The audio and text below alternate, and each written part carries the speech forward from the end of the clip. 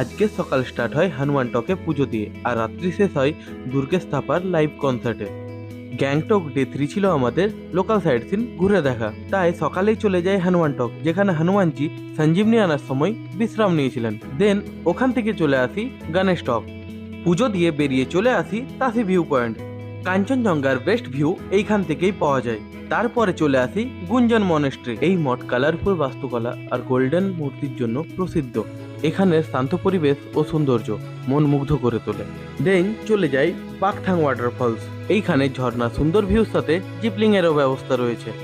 দেন চলে আসি ইঞ্চি মনেস্ট্রি। রাজা সিতকেল নামগেল এই মঠটি 200 বছর আগে প্রতিষ্ঠা করেছিলেন।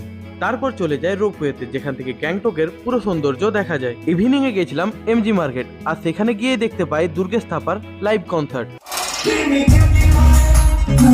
চলো একই সাথে আরো কিছু জায়গা এক্সপ্লোর করি।